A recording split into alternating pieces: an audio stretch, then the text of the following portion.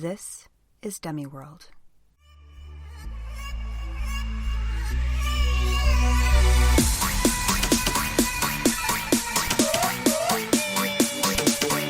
Oh my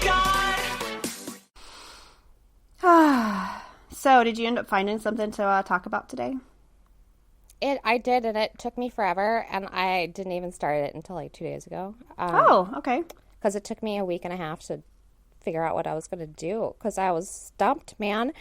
And when you text me and you were kind of asking what I was doing to make sure we didn't duplicate, I was Right. like, oh, Cindy's got to be doing something that's really like common and popular. Otherwise, you know, why would she worry about duplicating? So I was like, I can't find anything because they're all like anything in the top 10. You know, I was like, Well, I wrote you that, and then I ended up finding something that was so obscure okay. that I wanted to make sure that you weren't going obscure, like super obscure, because I'd never heard of it before, and I grew up in farming country, and this is where it happens. And I'm like, really? This is a thing?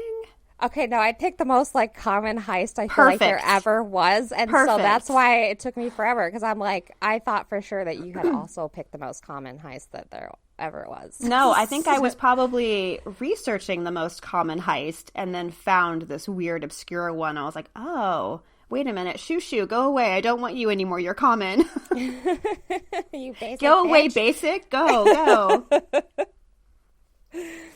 Oh, yeah. So this is Dummy World, the podcast that looks at the underbelly of society. And today we're looking at heists and thefts, unsolved heists and thefts. Correct. Yes. And that's So- Cindy. Yeah, and that's Kelly over there. Over there. Do you want to begin? Sure, do you want me to begin? Sure, I don't that's have a fine. preference. Okay, go for it, girl. Since we're doing the most common one. Ugh, mine is such a basic bitch, but it's so good.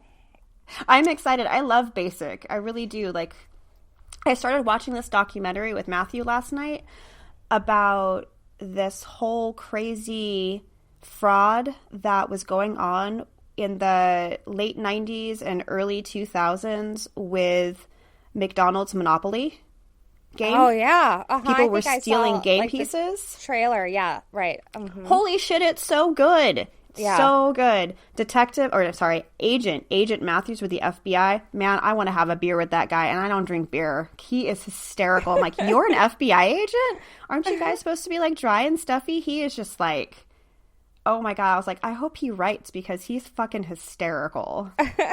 Oh, maybe I'll have to check it out. You'll have to check it out. It's is like it a on 5-part Hulu? series. Or is that on Netflix? It was an HBO special, so I can't remember where we were watching it. Oh, okay. We don't have HBO, but I no longer have it. They took it away from me. bitches. 2 weeks ago. No notice. She just knocked on my door one morning and was like, hi, I'm here to get your cable box. And I was like, oh, but I'm watching the Golden Girls right now. Oh, no. I'm like, I'm Sunday marathoning the Golden Girls on Lifetime. Please don't Aw. take this away from me. Whatever, I can get Golden Girls on Hulu. It's not the same as just scrolling through the TV and finding it on. Yeah, it's kind of magical when you find something you can only watch it here right now at this one point in time. You can't just, watch it whenever you want. It's only on now. Who's your favorite Golden Girl? Sophie. Oh, Sophia. Mm-hmm. Mine is Rose, I've decided. Oh, Rose is good. They're all really good for their own things. Like, I love how I love Blanche. You know what they are? They are Sex in the City way before Sex in the City. Oh, absolutely. And if you watch if you watch Sex and the City and then Golden Girls kind of back to back, you'll be like, hang on a second. You stole this. You just knocked off 50 years. That's all you did. Right. There's just like no swearing and no like titty shot here and there. That's literally the only difference. Yeah. And I mean, they're usually talking about their heydays, even though Blanche is not done with her heyday. She's getting hers. She'll never be done with her heyday. She's so good. Oh, anyway. All right, give me your basic bitch. Oh, okay. And I've never heard of this actually until a couple years ago. Okay. which I was surprised because I'm like, this is the coolest thing I've ever heard. So it's the story of D.B. Cooper. Oh, yes. I love it. Do it. Yay! Do it. Okay. So on November 24th, 1971, the day before Thanksgiving, a man named Dan Cooper went to Portland International Airport and bought a one-way ticket for a 30-minute flight to Seattle. Okay. The ticket cost $12.04. Damn. Talk about inflation. Okay, go. Paid for in cash. Booked on Northwest What, Orient he didn't put Airlines. it on his visa? I mean, come on. $12. That's a good point. I should have looked up what the flights were between Portland and Seattle. It's probably Like like how $200 bucks. Yeah. Yeah, well, now, sure. 120. Right. So it was on Northwest Orient Airlines, or as we just know it now, Northwest Air. Okay. Or NWA, it's the coolest airplane The logo cool ever. kids say. Right. So the plane was a Boeing 727-100, which is a mid-sized airplane. It has about 28 rows, and there's 3 seats on either side of the aisle. Okay. The flight was only at a third capacity the day that Dan Cooper booked his flight. So he likely sat in row 18, but there are some reports that say 15, so I'll add it in there. But he sat more towards the rear of the plane, and he ordered a bourbon and soda, and he was dressed like a man in black, like the Men in Black. Oh, like a black suit. Black suit, white shirt, black tie. Okay. Yeah, totally just dressed like a man in black. Okay. And he appeared to be in his 40s. Okay. The plane departed Portland at 2:50 in the afternoon, and shortly thereafter, because we have a 30-minute flight here, Cooper passed a note to a stewardess named Florence that he had a bomb in his briefcase, and shit. he instructed Florence to sit next to him. Oh, no, Florence. So she asked to see the bomb, and he opened the briefcase, showing her 8 red cylinders with wires and a large battery.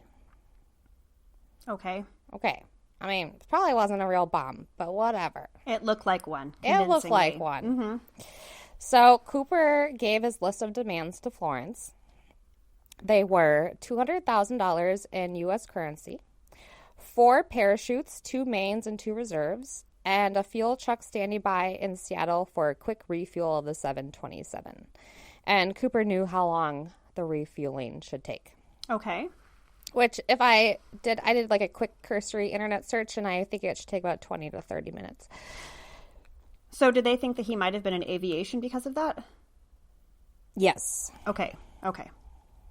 So Florence went and relayed the situation to the pilot, and when she returned, Cooper was now wearing sunglasses. Again! Like the Men in Black. Oh, he's just so fucking cool. Okay.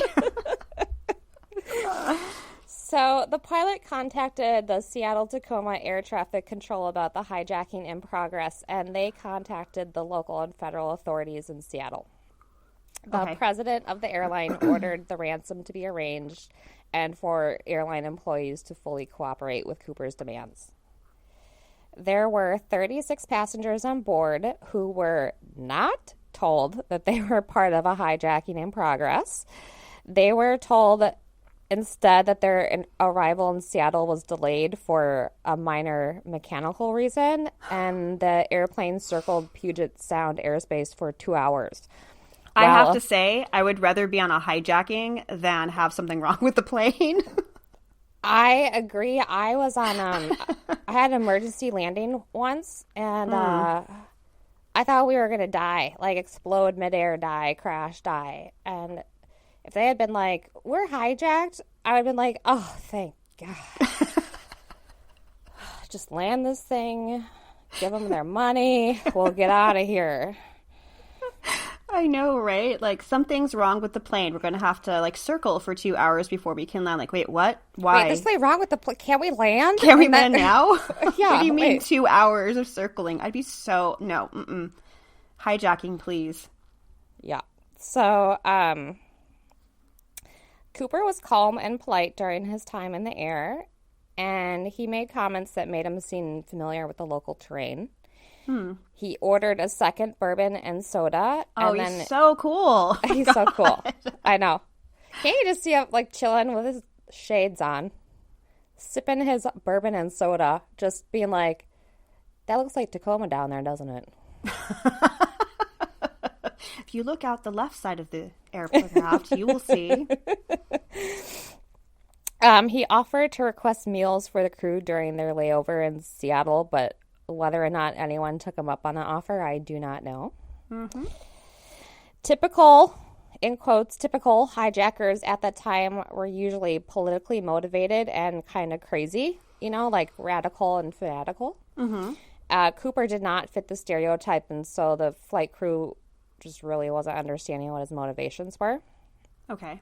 But to be clear, plane hijackings back then were common. Literally, a plane was hijacked every other week. Seriously? Between like 1968 and 1971. Wow. There was like 40 airplane hijackings in 1971 or something like that. And, you know, it'd be like, take me to Cuba or like release these prisoners from here. You know, it was always like usually very kind of like radically political. And it took like the shoe bomber in the 80s for them to actually make you take your shoes off at not all the hijackings or anything like that. Let's just go ahead and pat all the passengers down first. No, it's going to be the shoe bomber. Now everybody has to take their shoes off. Well, and now, I mean, after this hijacking, I think it took another 3 years before they even required ID, before you had to board an airplane. So his name may not have been D.B. Cooper. Oh, I can almost certainly assume it's it. it. Yeah. Okay. So we'll get there. We're almost there. Okay. So FBI agents went to several Seattle banks and they got 10,000 $20 bills. Okay. Most starting with the serial number L, issued from San Francisco in either a 1963 or 1969 series. And then they took a photograph of each bill. Holy shit. Are you serious with film? Microfilm, microfiche or whatever. Oh my God. That's how they tracked the bills back then. Yes. Thank God for computers. Okay. Continue. They got military-issued parachutes, which Cooper rejected, demanding civilian chutes, which the authorities secured from a nearby skydiving school.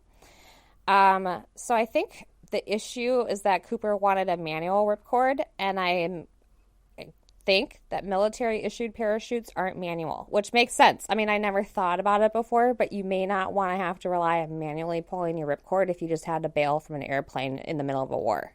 You know, you might want your chute to just deploy. Yeah, especially like if you're in a plane and you have to eject. That's and what something I'm saying. happens where you're unconscious and you can't pull the ripcord. Yeah, so it makes sense. I think Cooper maybe should have gone with the military ones. Yeah, I think you're probably right. Not that we know what happens, but we can just assume that. Right. It didn't end well. Mm-hmm. And I guess one of the reserves was a dummy chute used for instruction, and the FBI swears that it was a mistake, and they also swear that anyone familiar with skydiving would notice. ... So okay, just way to shift the blame, FBI. Well, we didn't mean to, but if he was an expert, he'd know. So it's cool. We gave him a chute that doesn't open. Anyway, so close to 6 p.m., a few hours after leaving Portland, the plane lands in Seattle. It's after dark, and Cooper has the crew close all the cabin shades to deter snipers. And then a manager from Northwest delivers the cash and parachutes to the plane via a flight attendant, but not Florence, a different flight attendant. Cooper then releases all the passengers and Florence, and good old Florence. Yep, she got to go, as well as her supervisor. And then when the plane was being refueled, Cooper instructed the remaining crew that they're going to be flying to Mexico City.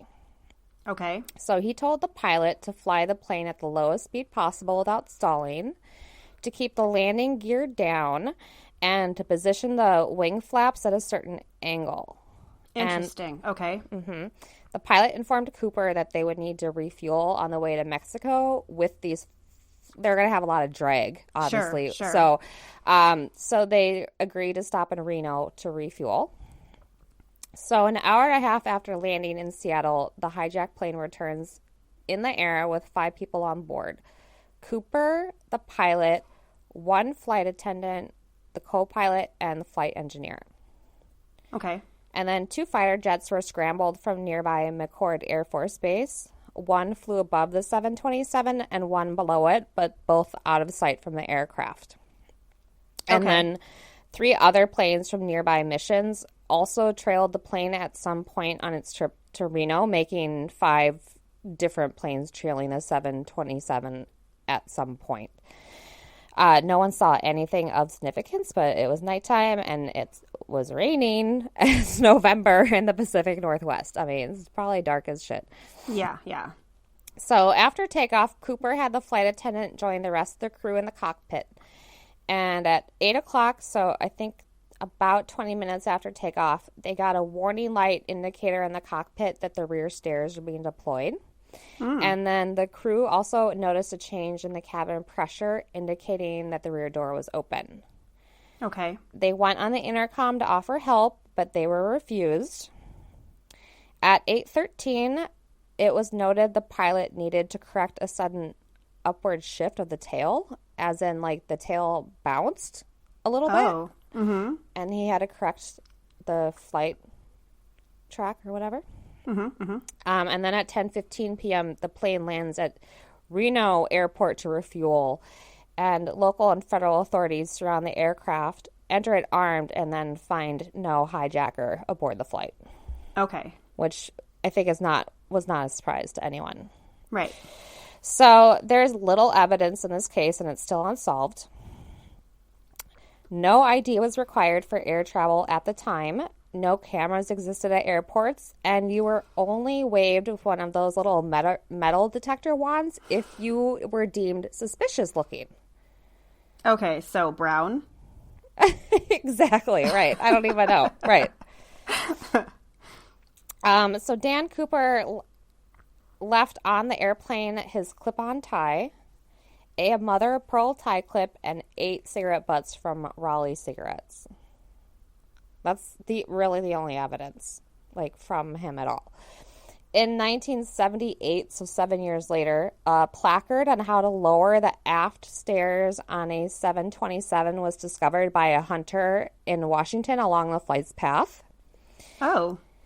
In 1980, a couple thousand of the $20 bills turned up in a riverbed near Vancouver, Washington. It was the money from the hijacking, and it was still bundled, and it's the only money from the hijacking that's ever been found, which means that there are 9,710 $20 bills still unaccounted for, which means Cooper never put that money into circulation. Oh, interesting. Okay. So the serial numbers for the hijacked ransom are available online for public search if you ever want to just check for yourself if anyone ever starts putting them into circulation. In 2017, possible pieces of Cooper's parachute backpack were found, but it's not been definitively confirmed. And there have been several suspects, but no arrests. All suspects seem to be either former pilots or paratroopers. It was also theorized that D.B. Cooper is Canadian, and he took his name from a Canadian comic book character named Dan Cooper, who was a paratrooper. Oh. And Cooper also demanded American currency in his ransom note. Which makes it seem like maybe He wasn't from here. Maybe he wasn't American. But no one ever mentioned that he had an accent, which means if he wasn't American, then he was probably Canadian. And if he was living around Vancouver, Canada, the flight train and the flight path would be pretty much the same from Vancouver, Canada to Reno as it would be from Seattle to Reno. Okay. Authorities do not believe Cooper survived the jump or even got his parachute open. I wonder what happened to him then. Like, they never found a body. It's probably in a tree somewhere. Oh, that's crazy. Uh-huh. Like with all of that cash strapped to his chest. And that black suit. Yeah, I wonder if he's got his shades still on. We know he doesn't have his That tie would be on. hysterical. Still with like a bourbon and soda in his hand. Waste not, what not? As he jumps out of the plane. A final note, he booked the flight under the name Dan Cooper. At some point in time, the media turned it into DB Cooper, and that is just how the case is known. But he, like, never referred to himself in any way as DB Cooper. He never gave a middle name. That was Well, they just added a B for flair? I guess. Stupid. Stupid media. I know you'd get all irked out of that. Stupid medias. Stupid. Cool. So that's a heist. Yeah, we don't know what happened to him. That's so interesting. I swear, he's in a giant... He's got to be in a tree somewhere. Sequoia, somewhere in the Pacific Northwest, in Washington somewhere. Yeah, because the sequoias are they're so big. And it all lumped together, he's all way high up in a tree somewhere. Mm-hmm. And when he hit the tree, like, one of his bundles of cash flew off his body and landed in a river, and that's how they found it, like, in 1980. Right. Yeah, it got dislodged in a storm or something. Yeah, or on impact when he hit the tree, just poof! Like, cash just flies out of his chest. Oh, man. Oh, well, it's almost a perfect crime. Oh, if he lived, it is. If he didn't live, then it almost was. So, well, I mean, we'll if the never cash know.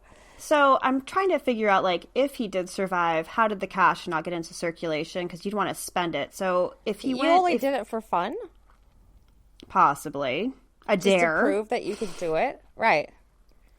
Well, if he was somehow able to make it to, say, South America, and then traded in the cash, like, at little places, you kind of spend it along the way, you take small amounts and what's it called? You exchange it. Mm-hmm. And would it necessarily make it all the way back up to the U.S.? I don't know. Not necessarily, but I think that, I don't know. Yeah, I don't know. It depends on how much of the bills he spent. Because he had, like, say he had 9,000 bills. If he spent all 9,000, eventually some are going to make it back. Yeah. But what I don't know is now how money works. Like, now is all money, if it's still circulated, we probably have the serial number because it's probably been scanned through a computer somewhere.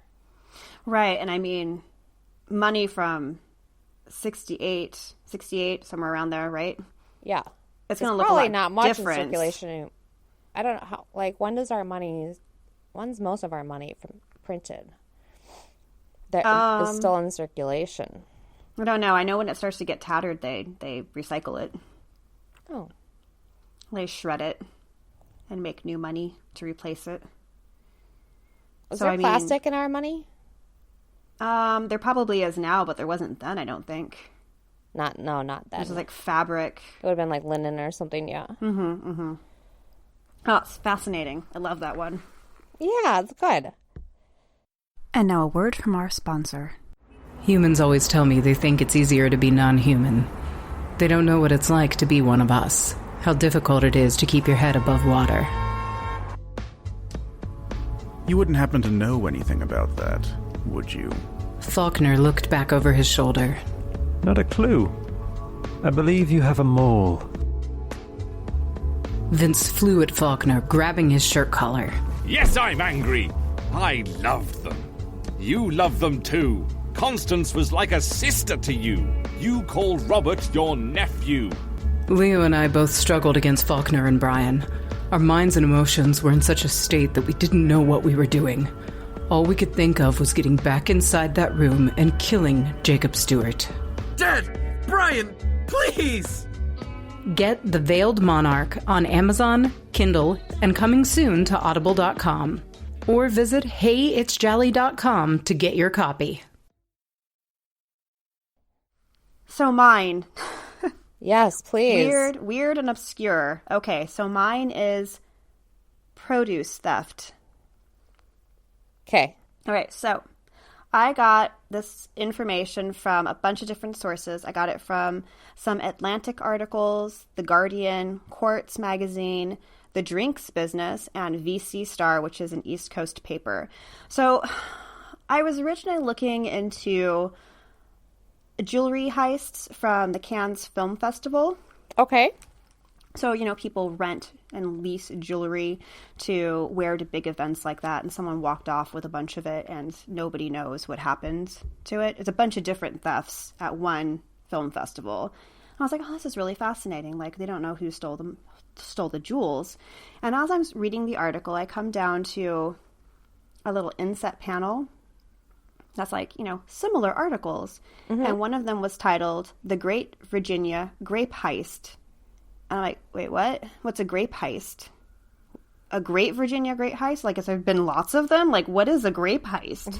Right. What is this? So I, of course, have to go to the article now, and I go down this rabbit hole that I didn't know existed of the high-paying underworld of produce theft. Okay. So let me paint a scenario for you. Okay, so you have an orchard of, say, something like avocados, something that's high-priced. There's no fences, there's no cameras, there's no security, and you can see the fruit. It's kind of like leaving your windows open at Christmas time. So I was just going to say, that's on you, dum-dum, Yeah, yeah. But I mean, it's like, usually it's in secluded areas, you don't have a lot of stuff around. Right. So it would be really expensive to have a bunch of cameras up or to have a security guard patrolling and stuff. But although maybe they should in some cases, because some really expensive stuff gets stolen. So it's just so easy. And you can fill up a truck with produce and drive it around a rural area and nobody blinks. Right. Because it's so normal. So you can just walk away with hundreds of thousands of dollars in produce, and you can't track it, and it's just gone. That's it. Once you put a sticker on it, it's yours. Nobody knows. You package it in your, whatever your little baggie is, it has your name for your peanuts on it. That's it. You're done. Nobody can trace it. The original article I read was about the Firefly Hill Vineyards in Virginia, and in 2018, David Dunkenberger, is the co-owner of the vineyard, went to go harvest his grapes before Hurricane Florence kind of swept in. Oh, Florence. Again with the Florence. Florence. Oh, here she is again. This time a hurricane. So he gets up, and it's probably around 9 o'clock in the morning. He goes out to the vineyard, and 2.5 tons of grapes he was about to pick are gone. Oh, my God. He's just standing there aghast, like, my grapes are gone. Like, all of my grapes are gone. Oh, my God. So how much is that worth? About $50,000. Oh, that sucks, man. 1,200 bottles of wine. Oh, that sucks, man. And considering the nature of the crime, David had nowhere to look but professional vintners. So I mean, who knows grapes, I guess. Right. And somebody, because, you think about any industry like that, it's pretty small. You're all going to the same trade shows. You're all, like, knowing you try each other's wines. You go to the same parties, you know each other. Yeah, but that's, like, at the top. I guess if you have, like, depending how big the place is, they could have a number of people working underneath them. Yeah, but I mean, just some rando comes and steals. Like, what are they going to do with the wine? Like, they have to. So here's the thing. Yeah, they have to have a buyer for the grapes. Right.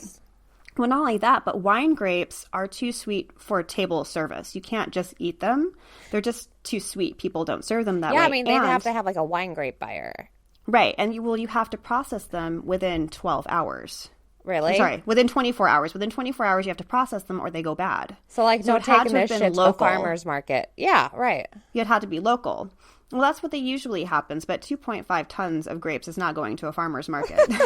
Not that it's got to be processed in 24 hours, especially. No, so he thought it must have been somebody local, and the weather had been bad, and people had, the yield hadn't been as good. So he figured it was somebody, replacing what they had lost of their own crop by stealing his. Asshole. Which is very, very common. I'm sure it is. Sucks. Yeah, and he figured it had to be professionals because it would take about 6 or 7 people, about 7 hours, with headlamps and at least 2 pickup trucks to pick it all and haul it in the amount of time they did.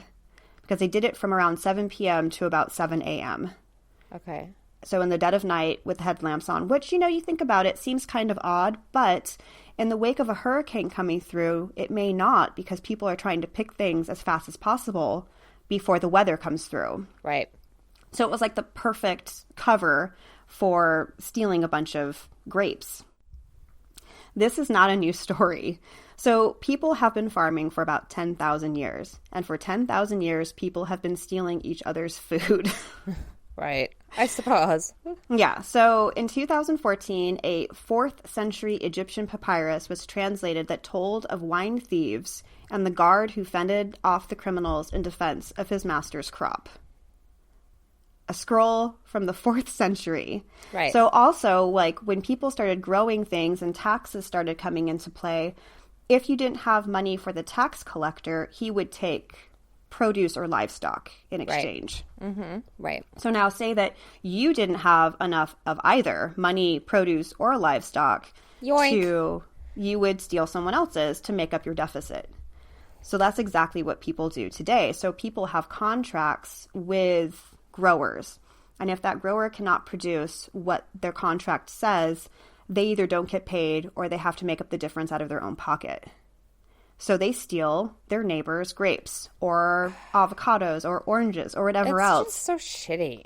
It is super shitty. It's super shitty. But the whole way it's set up kind of propagates this. Right, right.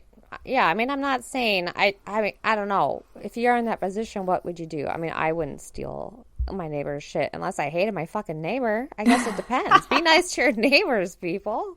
Be a good neighbor. Don't steal people's shit. But be nice to your neighbors so that they don't steal your shit. Yeah. So if you're a dick to me, I'm going to steal your shit. Just know that. I've decided. It's going to be my new thing in life now. I'm going to steal your shit and I'm going to shit in your yard. That's what's going to happen. If you're really bad to me, I might shit in your yard. So in the fall of 2017, 7 tons of grapes were swiped in the middle of the night from Bordeaux, for the Bordeaux region of France. Or Bordeaux, I think. I'm saying it right, Bordeaux. So 7 tons of grapes in one night were stolen. 14,000 pounds. From all over Bordeaux. Police say the theft was precipitated by a bad growing season. Right. So it'd been really dry. The grapes hadn't grown well, and people just were like, well, we're just going to steal other people's grapes because we don't have any. It's so cutthroat. My God. It is. Who knew? So in addition to grapes, 3 of the vineyards had whole vines removed from their ground. In one instance, thieves uprooted 500 vines from one vineyard in France. 500 vines. I'd get some, like, fences, some doggies, and, like, some cameras. I mean, I just would. Holy shit. After that, for sure. My God. So it takes around 3 years for a vine to produce fruit. So you think about all of the land that's being used that it is not making any money right now. You're putting a lot of effort into it. You've got to, like, take care of the plants. You've got to prune them. You've got to feed them. You've got to keep pests away from them for 3 years before they start making any money for you. And people just came and yoink, took them away. That's it.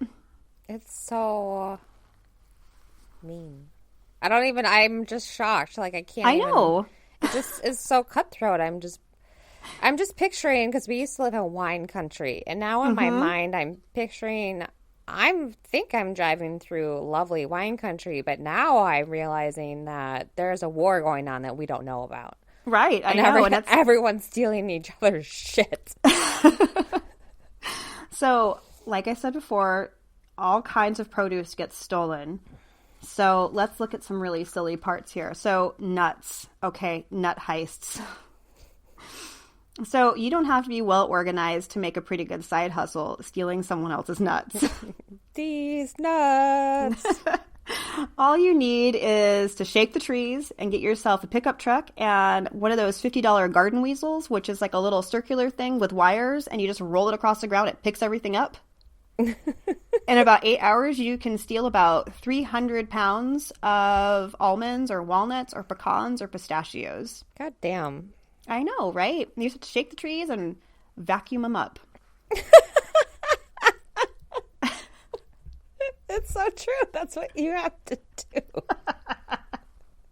Quite literally. Shake, shake, shake, vacuum. And that's all. You're good. 300 pounds in 8 hours. It's pretty good. That's a pretty good day's work.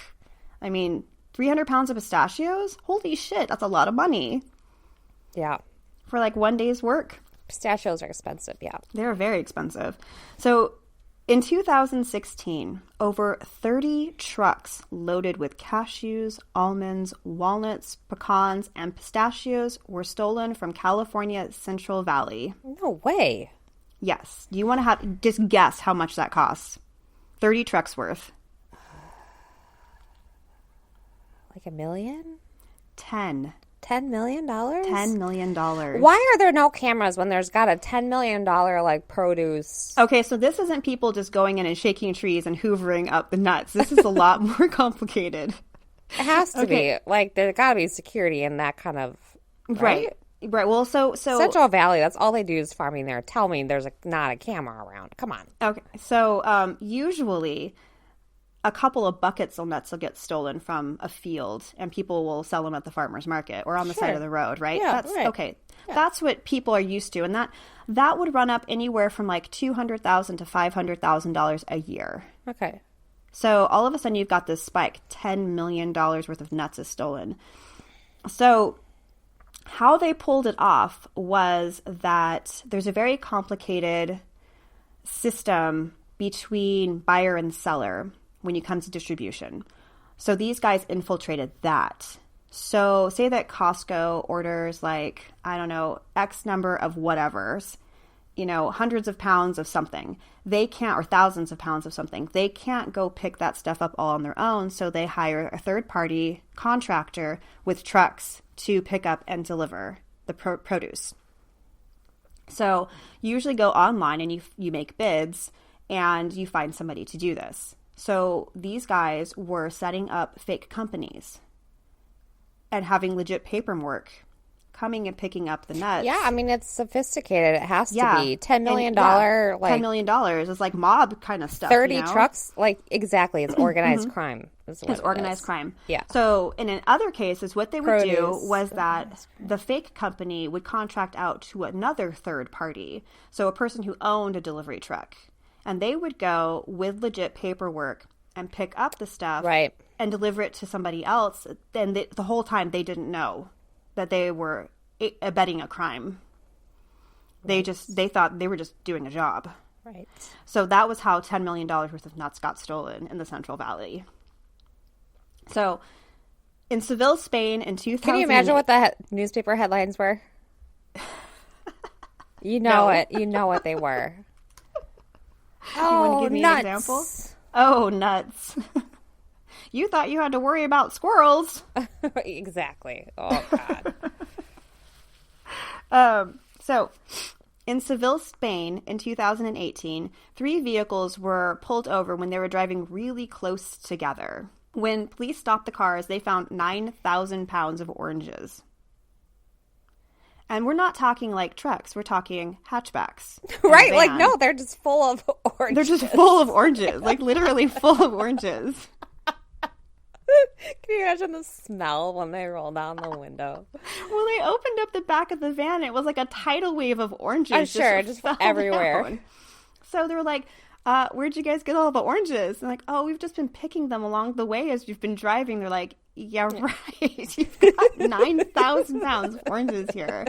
Well, it turns out that they stole them from a shipment in a big container at a dock. They just filled up their cars and like drove off, thought they could make it home. Like just dumping it through the sunroof. Yeah, exactly. Exactly.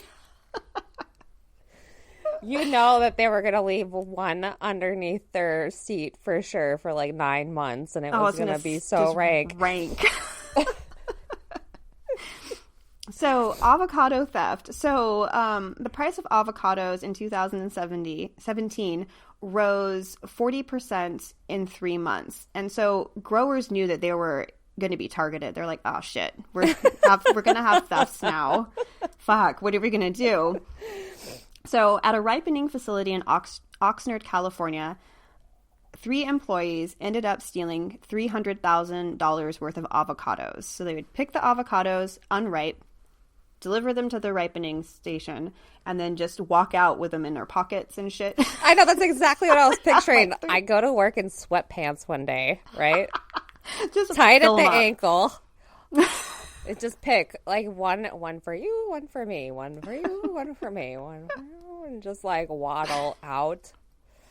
Avocado theft is such a big deal in California that they actually have like a campaign against it, saying like avocado theft is a crime. You're like, well, it's a fucking shit. theft. Shit. Oh, But the thing is, a lot of people don't think stealing food is a crime. Like little things, like at grocery stores, I'll walk around and eat a carrot while they shop, and they're like, whatever, it's just one Has carrot. no one read Les Mis? They made a whole fucking musical about Stealing a loaf of bread. yes, about how stealing food is crime. Correct. Let me see. So like I was saying, you can't track it. There's no barcodes. There's no security numbers. There's nothing you can trace. As soon as it's like left the facility and you don't get caught while you're stealing it, or you don't get caught en route, you just don't get caught. That's it. And with like climate change being the way it is, there's probably gonna be a lot more theft with, you know, bad crops and stuff. People are going to be stealing more and more stuff. Yeah, right. So it's been happening for 10,000 years. It's not going to stop now. But I had no idea that this happened. Yeah, I mean, I guess it makes sense. I just never occurred to me. No, it didn't. Like, and the whole idea of like $10,000 worth of nuts, I was just like, wait, what? That's nuts. It's nuts. Stealing that many nuts is nuts. It's nuts. I see It's nuts. what the newspaper headlines would read. It's nuts. You know, when like that came in through the news feed or whatever, through the line that day, they were like, yes. They're like high-fiving each other. Oh, I love the copywriters pun. or It's whatever. so good. Yes. I love a pun. They're so excited. So yeah, that was mine, produce theft. Well, that was fun. Thank you so much for sharing. Oh my God, you're welcome. I told Matt, I was like, dude, I just found the best story. I told him, he's like, wait, people steal food like that? I'm like, I know, right? Crazy. Yes, people steal anything. They do. They'll steal. If it's not fucking strapped down, they're walking off with it. If they want it, need it, like it or not, they're stealing it because they can. Yes. I had a friend, actually. She's the one who introduced us to the phrase weed the garden, remember? Oh, yeah. Like, at least 2 times, perhaps 3 times, people have just put on her flip-flops and walked away. What? I was like, you gotta stop leaving your flip-flops just by the side of the water's edge. You know what I mean? Oh, like, no. Oh, like at a beach or something, or a lake? Yeah. So fucking lame. Like, I don't know where mine are. I'll just take these. You asshole.